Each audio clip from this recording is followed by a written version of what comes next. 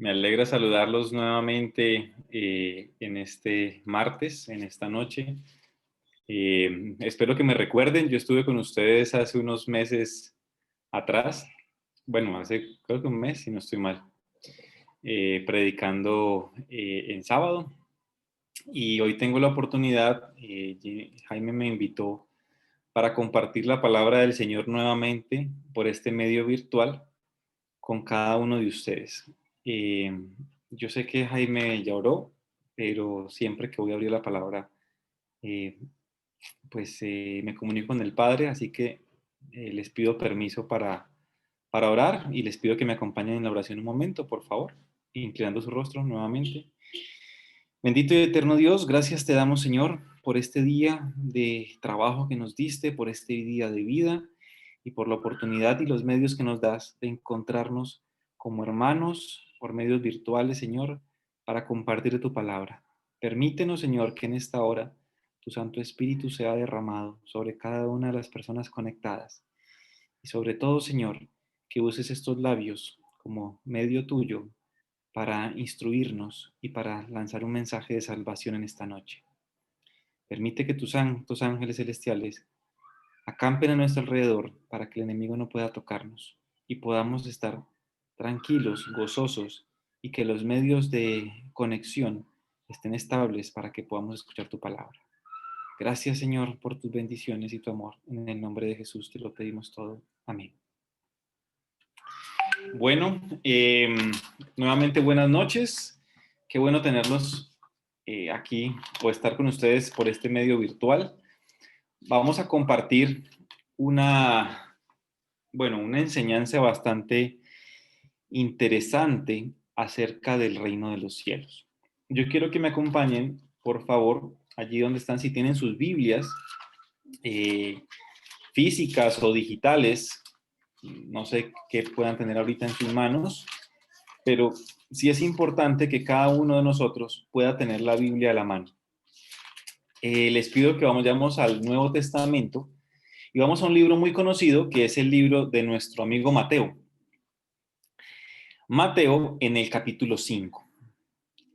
Y este Mateo capítulo 5 es algo muy, muy interesante para nuestras vidas, porque si ustedes analizan muy bien, se da el sermón del monte, donde se tocan las bienaventuranzas, ¿verdad? Y lo conocemos muy bien. Pues en este sermón del monte hay algo que de pronto conocemos o algunos no conocen, y es que se encuentra la explicación del reino de los cielos. ¿Y cómo entendemos eso? Vamos un momentico a Mateo, el capítulo 5, y vamos a ver el versículo 2. Dice la palabra del Señor: y abriendo su boca, les enseñaba diciendo, miren algo tan interesante, bienaventurados los pobres en espíritu, porque de ellos es el reino de los cielos. Entonces aquí Jesús tiene algo muy interesante para contarnos. ¿Qué es lo que nos quiere describir o qué es lo que les quería describir a sus discípulos y a estas personas que se habían aglomerado para escuchar su discurso? Ellos querían escuchar algo muy interesante. Bueno, Jesús les quería contar y nos quiere contar a nosotros en esta noche algo muy interesante, y es que se ha acercado el reino de los cielos. Ahora, ¿qué es eso del reino de los cielos? Pues si ustedes quieren entender qué es el reino de los cielos, pues tienen que leer todo el capítulo 5 hasta el versículo 48. Y ahí se van a dar cuenta todo el proceso desde cero que debe de pasar un cristiano para poder entrar en el reino de los cielos. Y a veces miramos el reino de los cielos como algo inalcanzable o como un lugar efímero por allá en nuestra mente o por allá arriba en el cielo que no vamos a poder alcanzar nunca en nuestra vida, de pronto por la carga de pecado que tenemos. Pero hoy el mensaje se centra en que nosotros, si ya conocemos qué es el reino de los cielos y si hemos estudiado qué es el reino de los cielos y nos estamos preparando para poder ir al reino de los cielos, entonces debemos de compartir ese mensaje con nuestros semejantes. Y cuando hablo semejantes, me refiero a familia, amigos, compañeros de trabajo, de estudio, de iglesia. A toda la persona que quiera conocer de Cristo, debemos de compartirle el reino de los cielos. Y hoy la Biblia, en el versículo 13, nos trae algo muy interesante para nosotros como hijos de Dios. Y miren las palabras que utiliza aquí nuestro amado Salvador. Dice de manera tácita, vosotros sois la sal de la tierra, pero si la sal se desvanece, ¿con qué será salada? No sirve más para nada, sino para ser echada fuera y hollada por los hombres. Ahora, no sé si a ustedes les pasa, o les pasa igual que a mí, cuando leen este versículo, se hacen una pregunta. Yo me hice esta pregunta. ¿Por qué? Normalmente yo le hago preguntas a Jesús o preguntas a su palabra cuando no entiendo algo y le digo, Jesús, ¿tú por qué me dices a mí que yo soy la sal de la tierra? En este caso, Cristo se estaba refiriendo a la multitud que estaba acompañándolo y específicamente se estaba dirigiendo a sus discípulos. Pero en el último capítulo de Mateo, encontramos que Jesús le dice a sus discípulos que tienen que ir a hacer más discípulos y que esos discípulos a su vez tienen que hacer más discípulos. O sea que nosotros, los que estamos reunidos en este momento, en esta cita virtual, somos considerados discípulos de Jesús, ¿verdad? Espero que cada uno se sienta discípulo de Jesús. Y cuando yo digo que soy discípulo de Jesús, el discípulo es alguien que sigue, que imita, que hace las cosas que su maestro le dejó como enseñanza. Así no lo tengamos presente, todo lo que hemos aprendido de este maestro lo vamos a colocar en práctica. Entonces viene este maestro maravilloso que es Jesús y nos dice en esta noche, Juan Pablo, tú eres la sal de la tierra. Entonces cambiemos ese nombre y coloquémosle el nombre de Estela, el nombre de Aleida, el nombre de Jaime. Y digamos, Estela, tú eres la sal del mundo. O Jairo, tú eres la sal del mundo. Imagínense que Cristo les dijera en esta noche, tú que me estás escuchando, eres la sal del mundo. ¿Cómo nos sentiríamos? ¿Será que cargaríamos una gran responsabilidad? ¿O simplemente, pues, no significaría nada para nosotros? Yo, personalmente, lo primero que haría es decirle, Jesús, no entiendo, porque la verdad no entiendo lo que me quieres decir cuando me dices que yo soy la sal del mundo. ¿Por qué tengo que ser la sal? ¿Y para qué tengo que ser la sal? Ahora, les hago una pregunta. Normalmente, ustedes, ¿para qué usan la sal? Díganme 3 usos por la cual ustedes usan la sal. Si pueden abrir los micrófonos, bienvenido sea. No hay ningún inconveniente. Para darle sabor a las comidas. Listo, sabor a las comidas. ¿Qué otro uso lo usan en este momento? Sean sinceros. No que crean que para qué sirve, sino para qué la usan en este momento. Agua para hacer gálgaras. Para hacer gárgara, o sea, por salud. Yes. Para conservar los alimentos. Condimentar los alimentos, que sería la misma que nos había dicho la hermana anteriormente. No. Conservar los alimentos. Ah, Jairo, conservar los alimentos. ¿Utilizas la sal en este momento para ello? Sí, claro, la sal se utiliza para eso, siempre se ha utilizado para eso. Cuando Ok. sale cualquier alimento, se conserva más. Interesantísimo. Entonces, miren que la sal, cuando yo les pido 3 usos en este momento, pues normalmente lo llevamos hacia los alimentos, ¿verdad? Pero en la época de Jesús, la sal tenía un valor importantísimo. Era principalmente, y como lo dijo el hermano Jairo, un conservante de alimentos. En ese entonces no tenían refrigerador, no tenían nevera. Si usted quería conservar sobre todo el pez en esa época, ¿sí? Usted no podía meterlo en una nevera porque no había. Si quería conservar alguna carne de cabrito, no había cómo conservar esa carne. Así que la salaban, la llenaban de sal, hacían cúmulos de sal para preservar el alimento. Y así el alimento no se contaminaba o no se deterioraba. Interesante. Pero no solamente era ese uso. La sal se usaba en algo muy interesante y era considerado el pago para los soldados romanos. Oh, ¿Qué es eso? Los soldados romanos recibían su pago, entre otras cosas, por medio de sal. Les pagaban con bultos de sal. De allí viene la palabra salario. Ustedes han escuchado la palabra en español salario, ¿sí? Entonces decimos, me han pagado mi salario, ¿sí? Pues el salario viene de la palabra salarium en latín, que era como los romanos le pagaban a sus soldados por el trabajo que hacían. Ahora les hago una pregunta. Si yo les digo, hermanos, les voy a pagar por todos sus servicios que han hecho con sal, ¿ustedes qué me dirían? Como que no, ¿verdad? Yo prefiero, claro que no, ¿qué voy a hacer con tanta sal? yo prefiero mis dolaritos, ¿verdad? Claro que sí. Muy bien, entonces podríamos cambiar hoy en día esa palabra sal, que Jesús nos diga, vosotros sois el dólar del momento. Porque la moneda dólar en este instante es el medio de cambio internacional, aunque hay otras monedas, pero el dólar se ha convertido en un medio de cambio a nivel internacional. ¿Qué quiere decir? Jesús estaba mandando un mensaje en esa época que tal vez ahorita no comprendemos, pero en ese entonces la sal era algo vital para el sustento de las personas.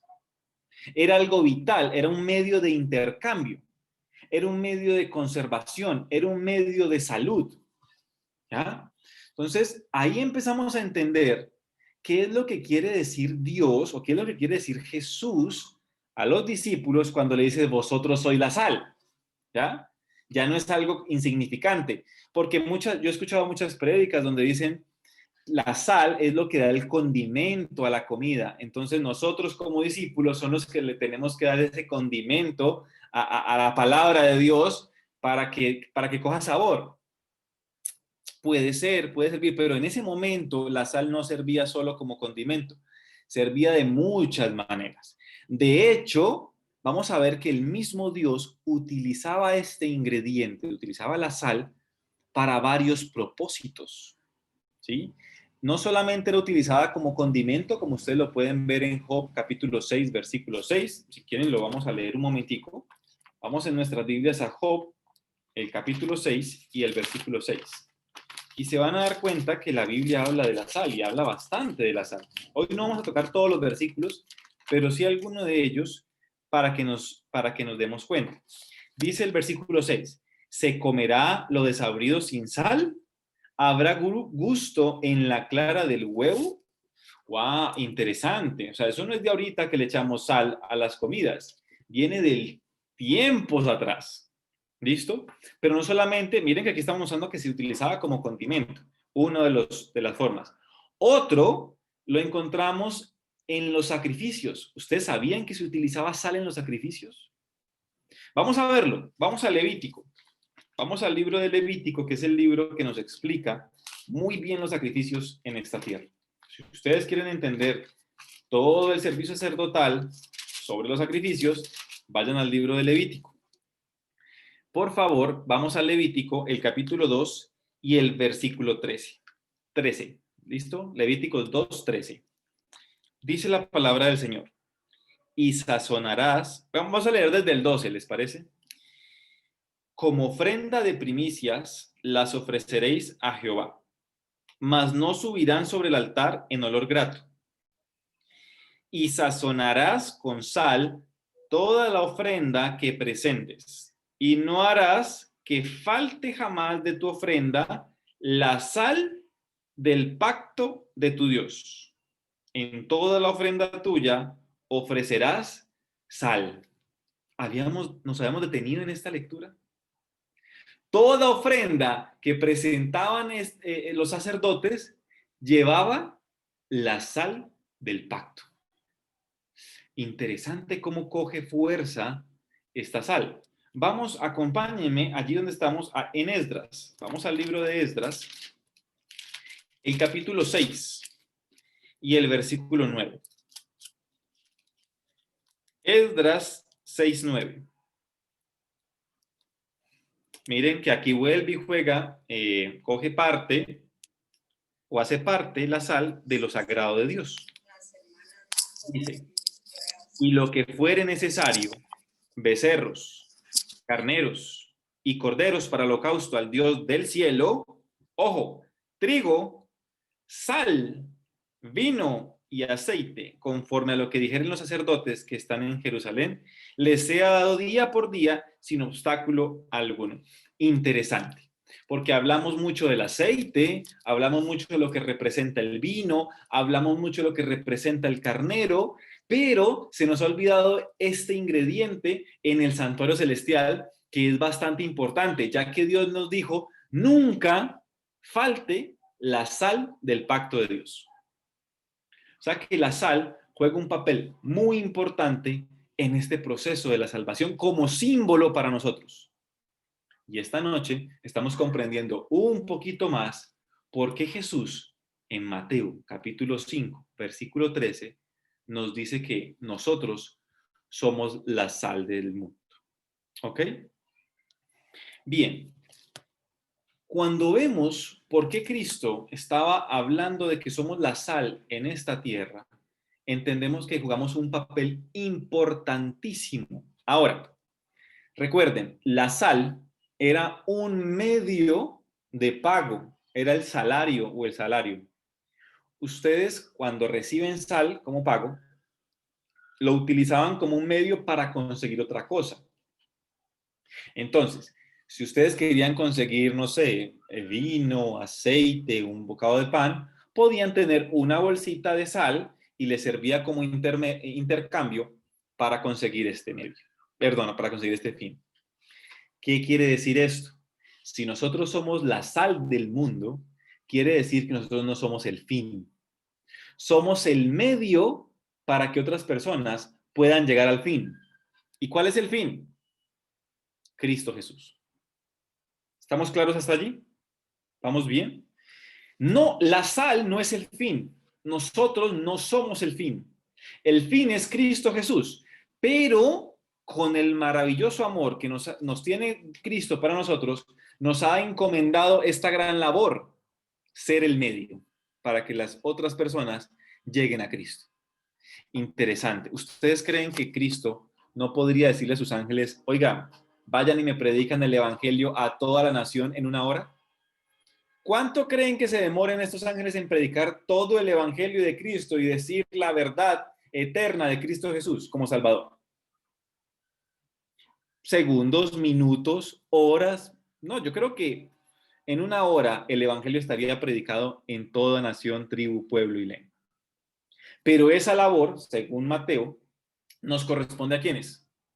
A nosotros, a la iglesia de Dios, y se nos ha confiado ser ese medio importantísimo. Recuerden que la sal era uno de los medios más importantes para conseguir un objetivo.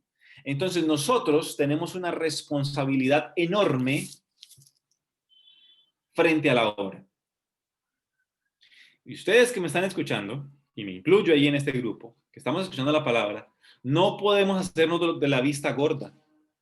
Nosotros somos la sal, a menos que no queramos serlo, o a menos que seamos la sal no salada, como lo dice la escritura. Sí leyeron conmigo en Mateo, ¿verdad? Voy a volverlo a leer. Qué pena si escuchan unos pitos allá, pero hay una caravana de camiones que está pasando por aquí. Dice así, Mateo 5:13 dice lo siguiente, vosotros sois la sal de la tierra, pero si la sal se desvaneciere, ¿sí? La sal se desvaneciere, ¿con qué será salada? Tremendo, ¿no? O sea, si nosotros dejamos de salar esta tierra, si nosotros dejamos de predicar el evangelio, ¿con qué será salada? Entonces la respuesta es muy sencilla. Pues los ángeles salen y ¡pam! Y predican el evangelio, pero eso no es lo que quiere Cristo. Cristo quiere que nosotros salemos esta tierra. Ahora, ¿podemos ser sal desabrida? Sí. Sí lo podemos ser.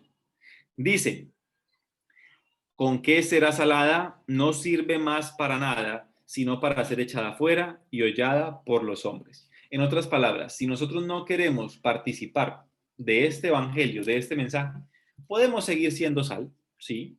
Podemos ser lo que nos llamamos hermano que calienta la banca, sí. Lo que normalmente llamamos como el que yo voy a escuchar, a llenarme, a llenarme, a llenarme, a llenarme, y me estoy sintiendo que soy la sal del mundo, pero realmente no tengo sabor, soy desabrido.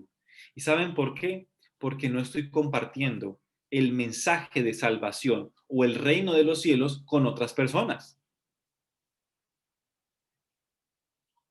¿Cuántas veces no recibimos una noticia impactante y queremos de una compartirla en redes sociales, por WhatsApp, mandamos mensajes o compartimos esas cadenas de muy buenos días, sí, pero cuando tenemos que hablar de la verdad de Cristo, tal vez nos da un poco de temor o hasta más triste, no temor, sino nos da pereza ya compartir el mensaje de Dios. A veces pensamos o juzgamos, vemos a la persona y decimos, no, pero yo para qué le predico a esta persona si su vida, su trabajo o lo que es, jamás lo va a dejar por Cristo. O sea, y empezamos a mirar quién va a ser salvo y quién no, como si nosotros fuéramos Dios. Pero el mensaje de esta noche nos dice, Juan Pablo, no te pongas a preguntar en la mente a quién le predicas. Simplemente necesito que tú seas la sal, que tú seas el medio por el cual las personas vienen a mí. Y entonces hay algo que dijo el hermano Jairo muy interesante, y es que previene la descomposición, ¿verdad? La sal en los alimentos los conserva, o sea, previene la descomposición. Entonces, el primer punto que vamos a tratar esta noche es la sal en la iglesia. Nosotros, ¿qué debemos de hacer?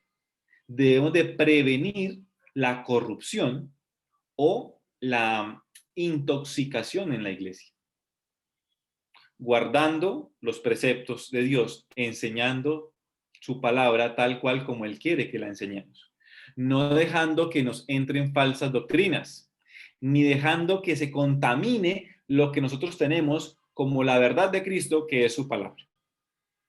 ¿Okay? Esa es la primera labor que tiene la sal, no dejar corromper la verdad, no dejar dañar la verdad que tenemos en nuestras manos.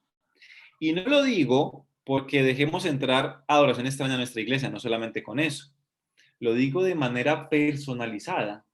Cuando entramos no entramos doctrina a la iglesia falsa, sino que nosotros nos hacemos parte de esa doctrina falsa.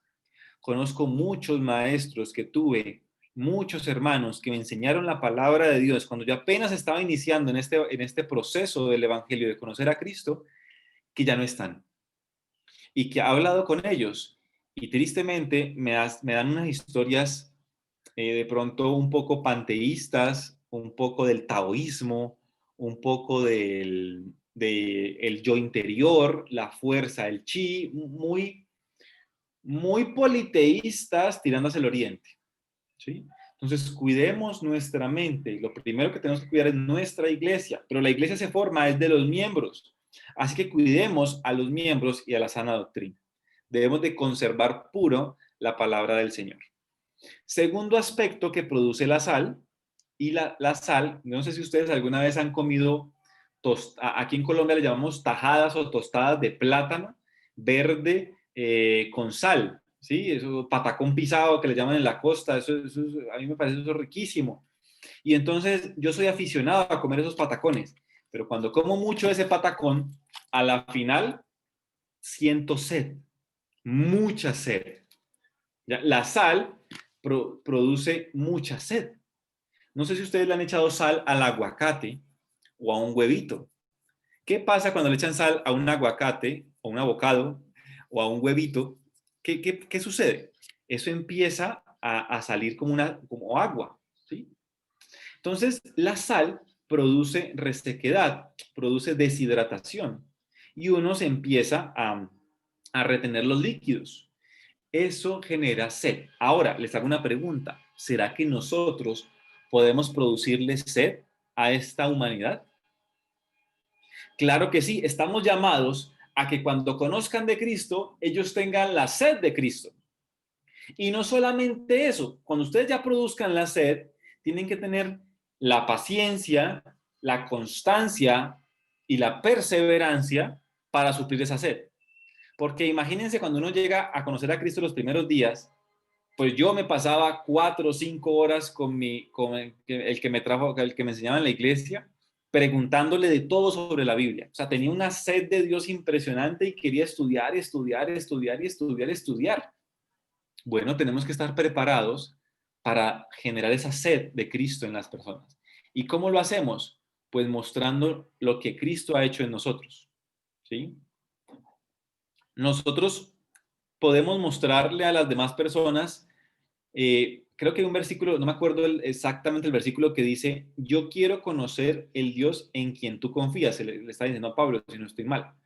Qué rico, qué bueno sería que las personas nos digan a nosotros, Juan Pablo, yo quiero conocer ese Dios en el cual tú confías, que aunque tengas dificultades, pues te muestra sereno, que aunque tuviste la pérdida de un ser querido, pues tienes una esperanza diferente a la nuestra o a la mía. Quiero conocer a ese Dios y muchas veces me ha pasado que quieren conocer a ese Dios por medio de alguna reacción que tengo, ¿sí? Porque no es normal que a uno le hagan el daño y que uno responda con la misma moneda. No es normal, en este mundo no es normal que respondamos bien cuando nos hacen mal. Entonces, a veces nuestro comportamiento también puede producir esa sed de Cristo. Vamos bien hasta allí, ¿verdad? Y el tercer punto que quiero que toquemos en esta tarde, en esta noche, es que la sal da sabor. Y esto es muy, muy importante en nuestras vidas. La sal, ustedes no sé si han comido una comida sin sal. Si alguna vez han estado en un hospital, uno es en hospitalización, a uno le dan esa comida sin sal. Eso sabe muy maluco, la verdad. O a veces yo hago arroz y se me ha olvidado, les confieso, se me ha olvidado echarle sal. Y pues cuando me lo voy a comer, eso no sabe tan bueno, que digamos. La sal, en su buena medida, da sabor. Increíble cómo nosotros le damos sabor a la salvación. Es que Cristo podría predicar el Evangelio él solito. Podría mandar a todos sus ángeles a predicar. El Espíritu Santo podría convertir a todos a la fuerza, ¿sí? Si él quisiera. Pero en su libre albedrío, primero nos permite a nosotros decidir si queremos estar con él. Y segundo, nos da la oportunidad de sazonar esta tierra, de poder darle sabor al Evangelio. Porque es que si ustedes analizan, si ustedes leen la palabra del Señor, si ustedes agarran la Biblia, pues ahí encontramos letra, que le llamamos letra viva, espada de doble filo, sí, pero es simplemente letra. Quien realmente le da vida a esa letra somos nosotros como iglesia. Y por eso los mandamientos fueron escritos en tablas de piedra, ¿recuerdan? Y luego escritos en libros. Pero Dios no quería que el Evangelio eterno fuese escrito ni en piedra, ni en libros, ni en papiros. ¿Dónde quiere escribir el Evangelio eterno Cristo en nosotros? En nuestra mente, en nuestro corazón. Cristo no quería esto, pero nuestra dureza de corazón obligó a que quedó plasmado en tablas de piedra. Pero la promesa de Cristo Jesús es que lo va a escribir en nuestros corazones. ¿Y saben algo interesante? Cuando pase eso, cuando suceda eso, cuando Cristo, o bueno, al revés, cuando nosotros permitamos que el Espíritu Santo escriba sus leyes, sus preceptos y su amor en nuestros corazones, créanme que nuestra vida va a estar sazonada. Y ese sazonamiento va a ser compartido con los que nos escuchan. ¿Ok? Así que la invitación en esta noche es que nosotros seamos esa sal. No por nada Cristo lo dijo. Cristo lo dejó establecido en su palabra. Cristo no dijo, ustedes son simplemente una sal. No, ustedes son la sal del mundo. Y a la final dice, deja esta perla y dice, versículo 14, vosotros sois la luz del mundo. O sea, primero soy la sal y luego soy la luz. ¿Cómo así? ¿No es pues que Cristo era la luz? Lo lindo de esto es que Cristo nos hace copartícipes de la salvación que Él vino a brindar. Así que, si me estás escuchando en esta noche y estás viendo esta grabación en algún momento, Cristo te está llamando a que seas sal, sazonada, a que no seas sal insípida. ¿Y esto qué quiere decir sal insípida? Yo puedo venir aquí y predicarles a ustedes lo más de bonito, decir palabras interesantes, pero cuando apago el computador o cuando me voy de la iglesia o cuando salgo del estudio bíblico, mi vida no representa lo que estoy diciendo. Y si mi vida no representa con mis semejantes, con mi familia, con mis amigos, con toda persona que requiera de Cristo Jesús, que somos todos, pues vengo a ser esa sal que se ve limpia por fuera, pero que cuando me prueban, no, como digo, no tengo sabor. Pregúntese usted mismo esta noche, ¿soy sal con sabor o soy sal sin sabor? Porque si usted está aquí, usted en algún momento ya conoció de Cristo. En algún momento puede que se haya bautizado.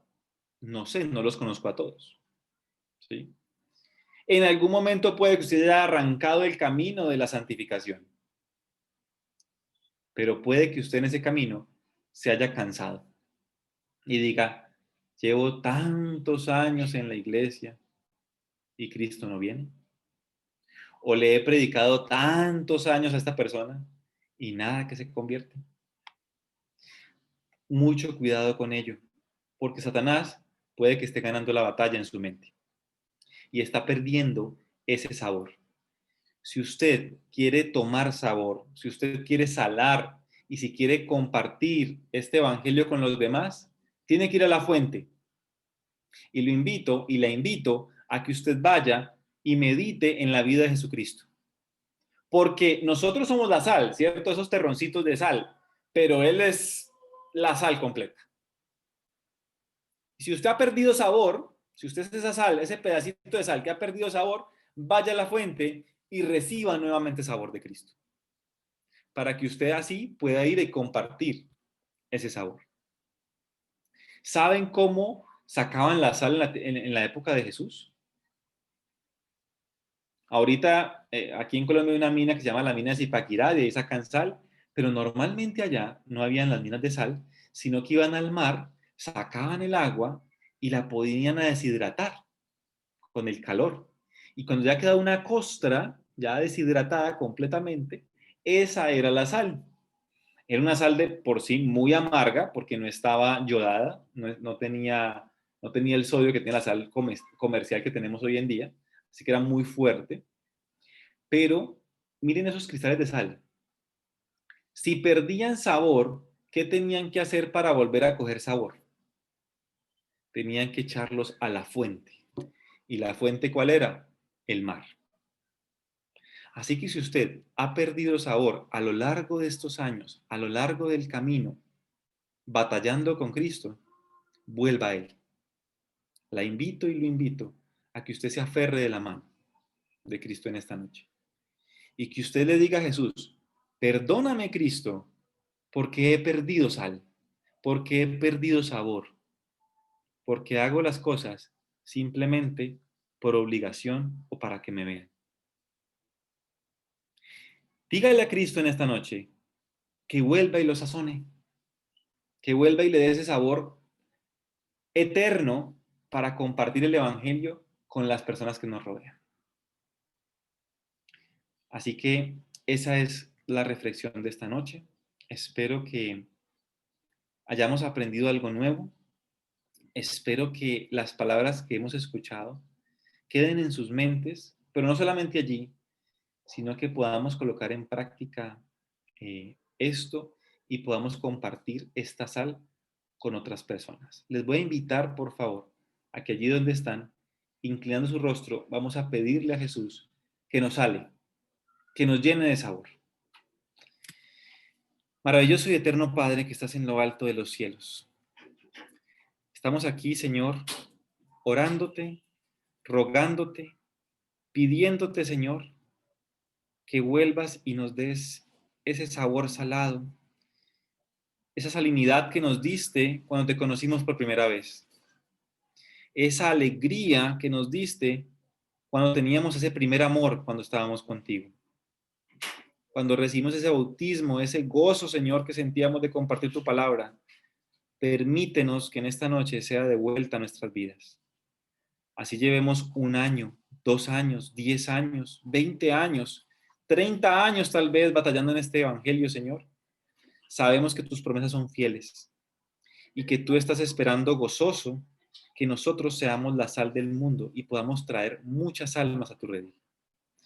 Permítenos, Señor, hacer parte de este ejército celestial y que cuando tú vengas en gloria podamos ser dignos de recibirte con los brazos abiertos. Gracias, Señor, por escucharnos en esta noche. Bendícenos con tu Santo Espíritu y que la compañía de tus ángeles siempre esté con nosotros. En el nombre y por los méritos de Cristo Jesús te lo pedimos todo. Amén.